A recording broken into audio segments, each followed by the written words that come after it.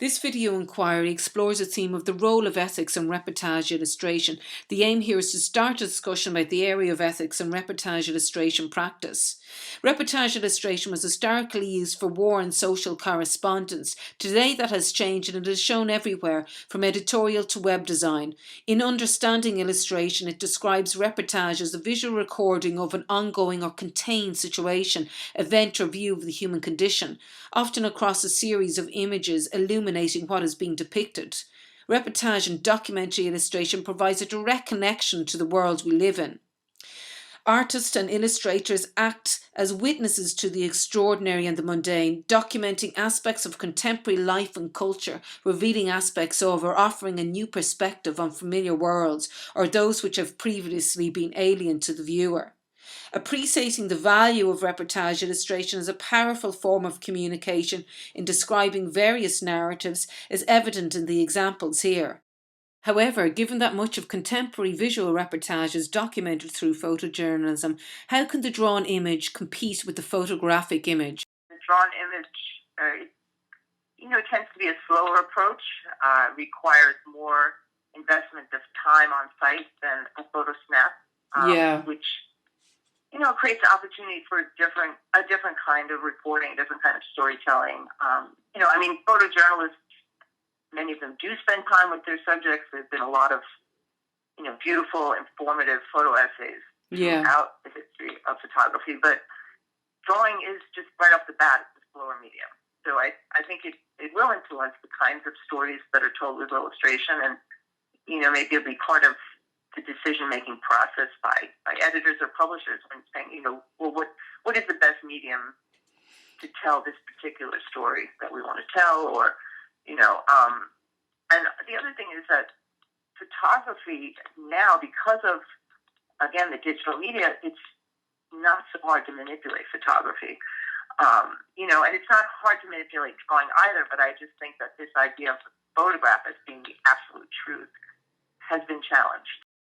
To understand more about the role of ethics in reportage, it is apt to examine what is ethics.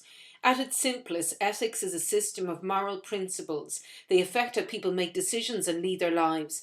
Ethics is concerned with what is good for individuals and society, and is also described as moral philosophy. Ethics has been defined as a matter of principled sensitivity to the rights of others, and that while truth is good, respect for human dignity is better. It plays a significant role in practically every organisation and educational bodies in society. It is an important element in contemporary creative industries across all boards, from photojournalism to film. Ethical visual journalism hinges on respect for the truth. This is evident in the huge volume of editorial, broadcasting and advertising codes of conduct, best practice and codes of ethics that regulate this area. For example, the National Press Photographers Association, a professional society that promotes the highest standards in photojournalism, established a strict code of ethics. It states, "Our primary goal is the faithful and comprehensive depiction of the subject in hand." It highlights we believe it is wrong to alter the content of a photograph in any way that deceives the public. This sentiment is echoed in the Code of Ethics for the Society of Professional Journalists. They state never distort the content of news, photo or video. Given that photojournalism abides by these strict code of ethics, why then is there currently no policy or code of ethics for reportage illustration? Visual journalists often engage subjects in conversation that can reveal intensely hidden narratives. Gary Embury, reportage artist, points out that issues of confidentiality and ethics are something the artist journalist needs to consider and be aware of. The following questions on this theme were put to renowned reportage artist Veronica Lawler. If photojournalism abides by a code of ethics, for example the National Press Photographers Association, is there a need for reportage illustration to have the same? I do believe that there is a need for it. Whether it's printed somewhere or not, the need for ethics exists in any medium that's claiming to present the truth or facts in a narrative. And again, I do think it's in the presentation. You mentioned the drawings of the Ninth Ward in New Orleans. After Hurricane Katrina that I made. And when I did it and when I posted them online, I was clear about the fact that I was taking an opinion on what was happening. And it was a personal essay, so I had that liberty to do so.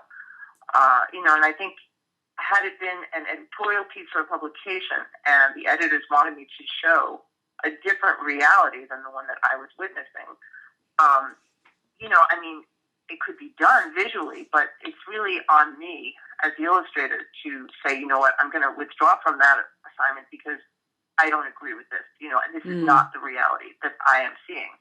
So it's, to bend the truth in reporting, if you're doing it with a camera, if you're doing it with a pen, I feel is unethical. Yeah. And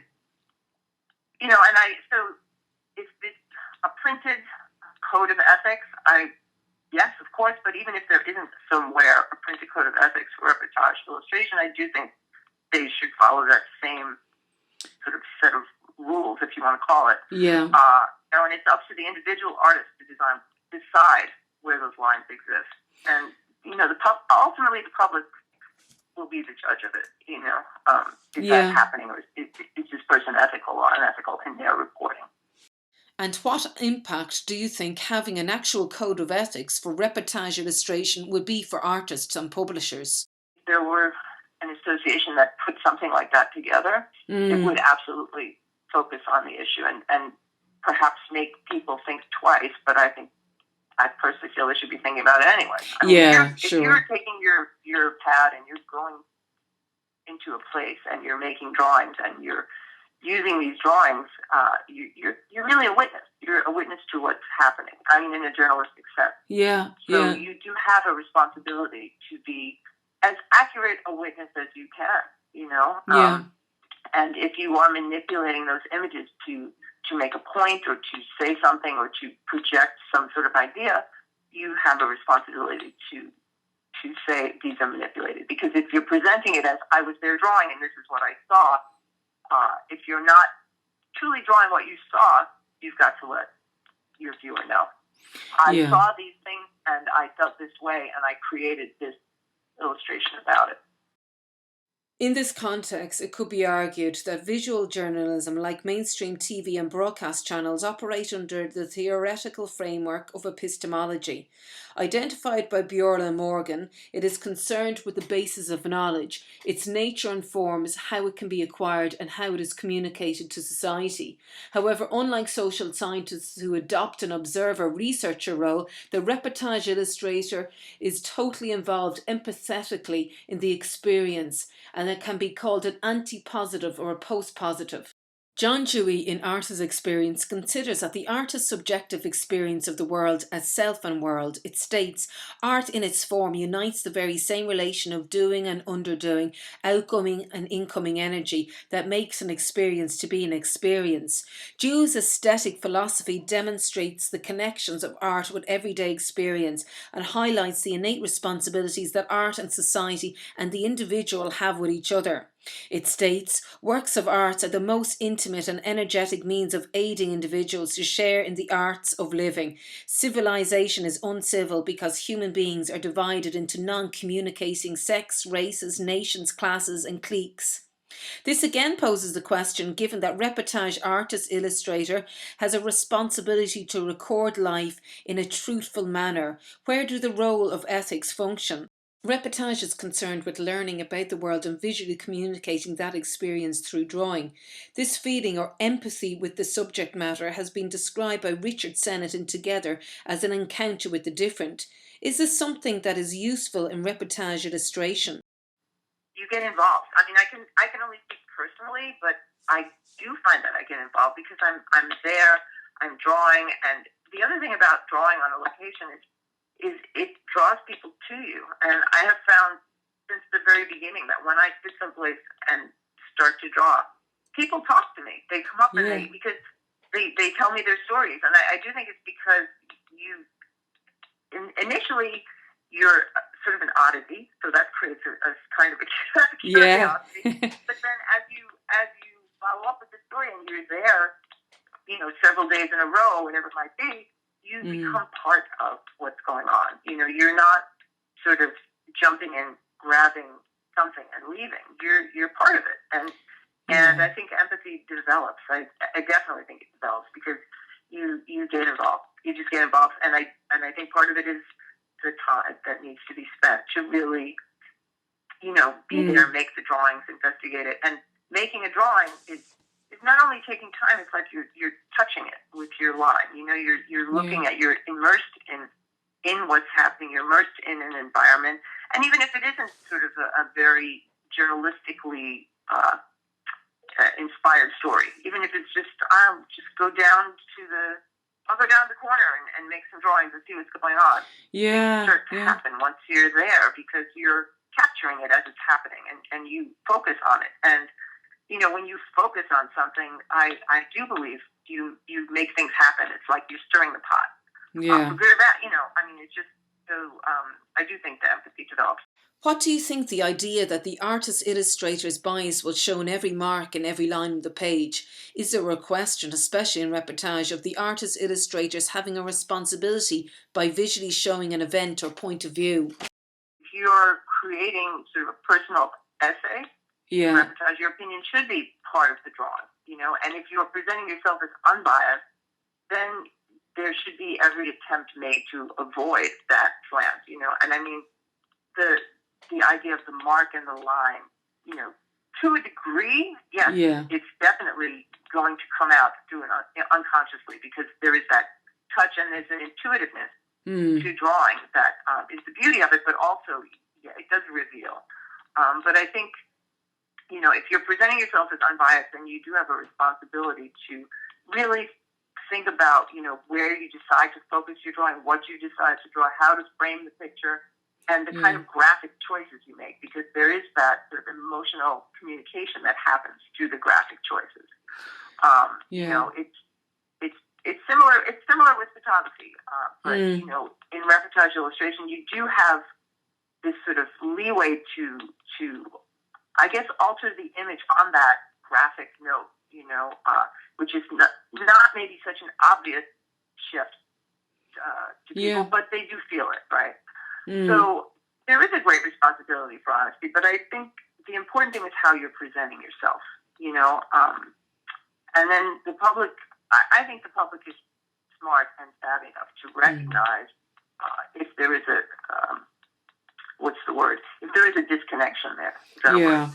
You know, if I'm saying I'm totally unbiased and then I'm making drawings that have a certain type of design or have a certain type of graphic feeling, you know, where it becomes obvious that I'm not unbiased.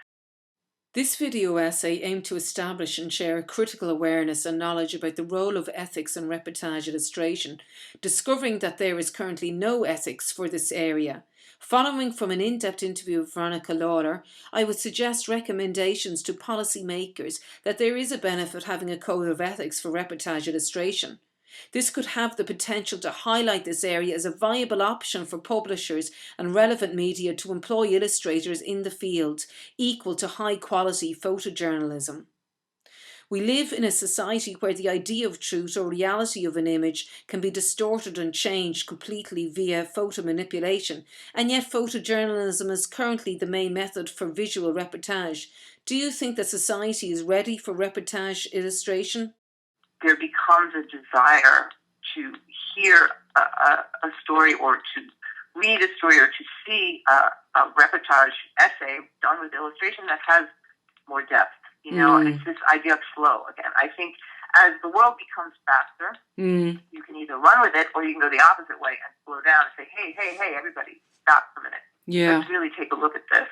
And I do think that there's, well, I mean, obviously, let's talk about being upfront. I have a personal bias toward reportage illustration.